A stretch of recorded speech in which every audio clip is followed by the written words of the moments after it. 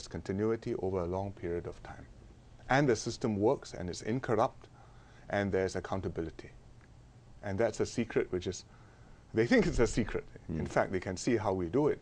But to be able to translate what we do, 3 million people in a tiny little island, to 1,300 million people, 1/4 of humanity, that's not so easy.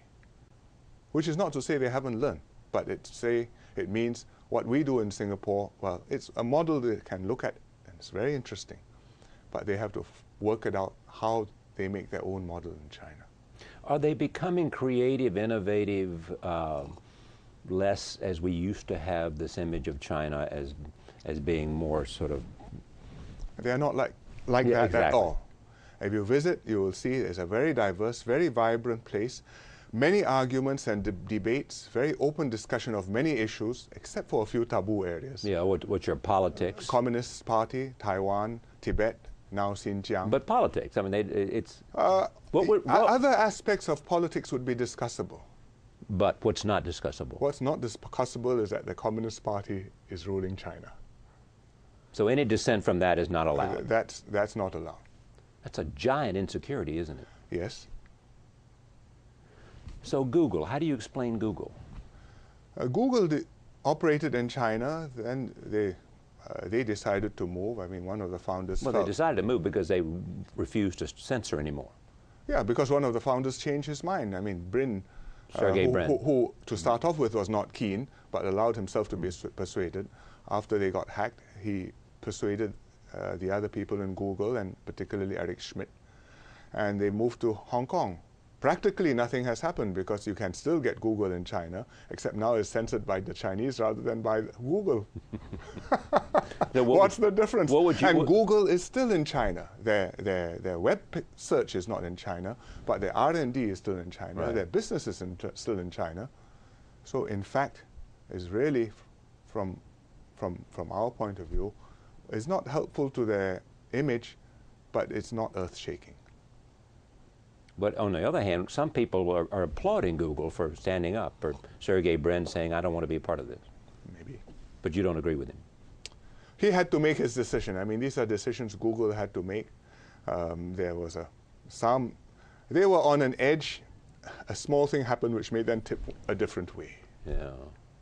What should we learn from the Chinese experience? What should Singapore learn, since they are learning from your experience and perhaps from other experiences? I think, firstly, that sense of drive and desire that tomorrow must be much better. It's overwhelming. If you talk to the Chinese, whether they're business people, whether they're bureaucrats, whether they're young people in the schools, that drive to make tomorrow better is tremendous.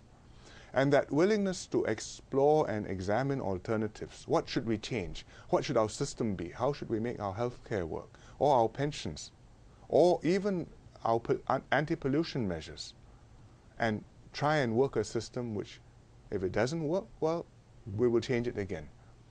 I don't know that they can do this across the country, but where they do this, it's very impressive.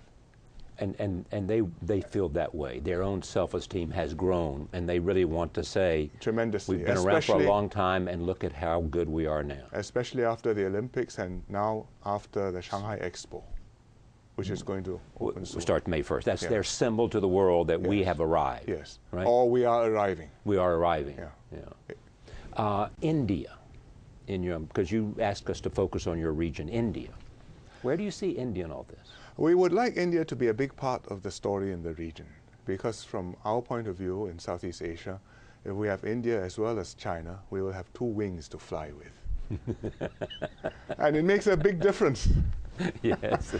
Now, the reality is, India's GDP is about a third China's, purchasing power parity. Right. India's foreign trade is about 1/5 China's, and India is growing rapidly, but the transformation, I think, is not quite as deep and pervasive as China's is, and I don't think it can take place in the same way as China has been able to do. Because of their political system or something else? It's because of their political system, but their political system also reflects the diversity of the society. The castes, the religions, the differences between the different provinces are very deep. So is India an argument for democracy or not? Well, India is model unto itself. Really? I mean, that's the way it works in India. You can't, you probably can't govern India the way China is governed. But if you say that's what you should do somewhere else, say in Singapore, I think, well, that's but could you say too complicated for us. Could you say that China could not have become what it did without the system it had? I think they could not have become what they did as fast if they had not evolved their system and their incentives and their policies in order to get the whole country moving. There's a phrase in China that the mountains are high and the emperor is far away. So you can give any orders you like out of Zhongnanhai, out of Beijing, where the government is, but far away in the provinces, your satrap or your governor, he does what he wants and he will report to you what you want to hear. So for them to have got the whole country moving in this way, not micromanaged and centrally directed, but all with its own centers of growth and dynamism, it's remarkable. Why doesn't the world speak out more against human rights, not just in China, but around the world? I think in Myanmar, everywhere else. Well, in China, as a reality, if you go by de jure human rights and ask whether they have the same legal protections as you do in America with a Miranda rule and First Amendments, they don't. Yeah. But if you ask whether the real rights which they enjoy, freedom of association, expression, information, movement, travel, have improved tremendously compared to where it was, I think the answer has to be, in fact, they enjoy de facto many rights. Myanmar is a problem. They have a system, the government, the military is in charge. The world has limited influence over them, and you can't change them short of going there and providing them a government, which the British did for a couple of centuries, but eventually they can't carry on. So they have to move forward because I think many people in Myanmar know that this is not a solution for Myanmar. Many of their people know that the government is doing badly by them and resent it deeply.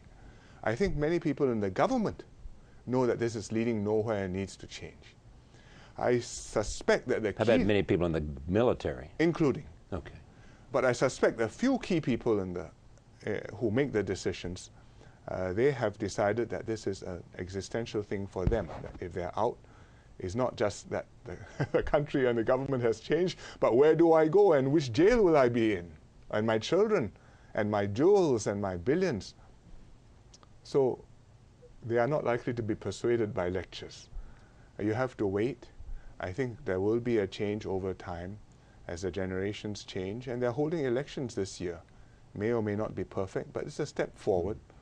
And if we look at Indonesia under President Suharto, he came to power in a coup, military-backed, but over 30 years he acquired legitimacy, he developed some kind of ideology to legitimize the rule, he had some kind of elections, he had some sort of a political party. But at the end of the day, he was a dictator. He was in control. At the end of the day, he did a lot of good for Indonesia, but unfortunately, towards the end, the rapacity became intolerable. And he didn't deserve the end he came to. And if he'd given up power? If he had given up power, even in the last election which he contested, or maybe better still the one before that, and there had been 3-4 years for a new government to settle in and grasp the reins before the Asian crisis had come, I think Indonesia might not have gone through the traumatic times which it did. And Suharto would be remembered today as a great patriot. Korea. What can be done about North Korea and nuclear weapons? You've got the 6-party talks. You've got to keep on talking and engaging them. The saving grace is that you have, I think the Chinese do not want the North Koreans to have nuclear weapons. They already have them. They already have them, but the Chinese disapprove, and this is something which the Koreans have to take into account. But again, for the regime, is an existential thing. So the regime is not going to give it up lightly. Because they think it's the only way they get any kind of attention from the rest of the world. Yes, but also because this is the way they make sure nobody is going to cause regime change in North Korea. Right. Of course, regime change can come in other ways. Yeah. But you have to keep on talking to them and making sure, first, that they do not destabilize the Korean peninsula. Secondly, that they do not proliferate